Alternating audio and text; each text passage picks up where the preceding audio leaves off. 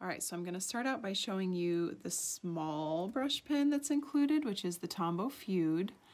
And this pen is great for anything like envelopes or place cards where you really want a small pen size.